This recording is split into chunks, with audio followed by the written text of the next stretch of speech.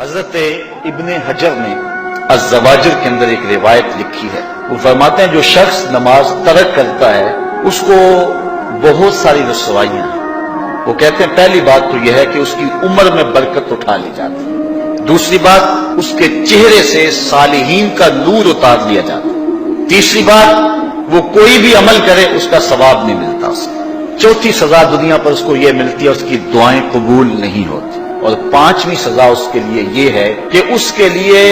جو نیک لوگ دعا کرتے ہیں ان دعاؤں کا حصہ اسے نہیں ملتا۔ مومن نیک سحری وقت اٹھ کے دعا مانگتے اللہ پوری امت پر کرم کر دے، تو یہ بھی امت میں شامل ہے، دعا اللہ والے کی تو قبول ہوئی لیکن اس کا حصہ نیک لوگوں کی دعاؤں سے نکال دیا جائے، یہ دنیا پر اس کو سزائیں ہیں۔ اور جب وہ مرنے لگتا ہے نزا کے وقت تین اس کو سزائیں ملتی ہیں، ایک تو بھوکا مرتا ہے، دوسرا پیاسا مرتا ہے، تیسرا ذلیل ہو کے مرتا ہے، اور قبر کے اندر اس کو تین سزائیں ہیں۔ حضرت امام ابن حجر کہتے ہیں ایک تو اس کی قبر تنگ کر دی جائے گی، حتیٰ کہ ادھر والی پسلیاں ادھر اور ادھر والی پسلیاں ادھر، دوسرا اس کی قبر میں آگ ڈالی جائے گی، جو اللہ کی حضور نہیں چھپتا اس کی قبر اس لائق ہے کہ اس میں آگ ڈالی جائے، اور تیسری اس کے اوپر ایک اژدہا مسلط کر دیا جائے گا جس کا نام ہے شجاع الاقرع،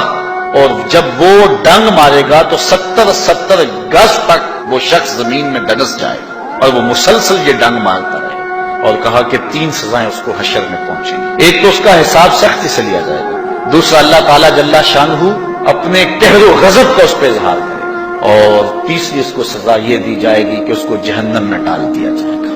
میں اور آپ آج کی اس بزم میں یہ پختہ عزم کر کے اٹھیں کہ آج ہم خود بھی اور اپنی اولاد کو بھی، اپنے دوستوں کو بھی، میرے والد گرامی فرمایا کرتے تھے جس سے دوستی ہونا اس کی انگلی پکڑ کے دین کی راہ پہ لے آؤ، یہ دوستی کا حق ہے، اس کے لیے آپ بہت کچھ کرتے ہیں لیکن اگر اس کو دین نہیں دیا تو کچھ نہیں دیا۔ کوشش کرو میرا دوست ہو اور جہنم میں جائے۔ والدین بچے کے مستقبل کے لیے کتنی کوشش کرتے، لاکھوں روپیہ لگاتے ہیں مستقبل ٹھیک ہو جائے، یونیورسٹیوں کے اندر کالجوں کے اندر کتنی بھاری فیسیں بھرتے ہیں، میں نے دیکھا بوڑھا باپ اپنی کمر پہ بوریاں لاد کے مزدوری کرتا ہے، مائیں اپنا زیور بیچ رہی ہیں کہ اولاد پڑ جائے، یہاں اتنا کچھ کیوں کر رہے ہو جی مستقبل ٹھیک ہو جائے۔ یہ مستقبل کتنا ہے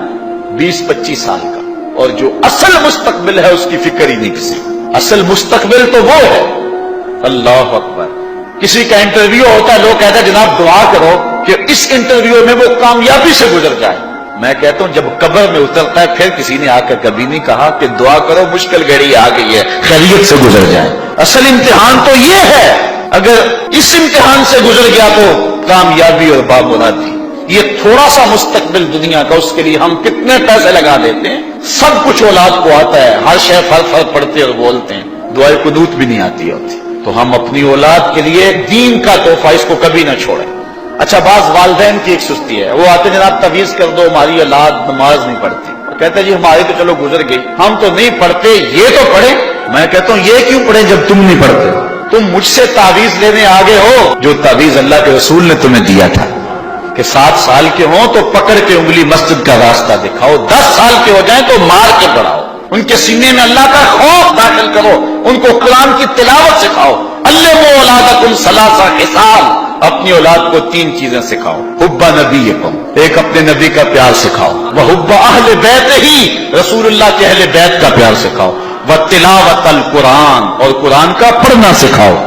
چھین لو سیڑھیاں ان کے ہاتھوں سے گانے والی، چھین لو ان کے ہاتھوں سے ناول اور ان کے ہاتھ میں قرآن دے دو۔ کتنے خوش نصیب دن تھے، گلیوں سے گزرتے تھے گھروں سے قرآن کے پڑھنے کی آواز آتی تھی۔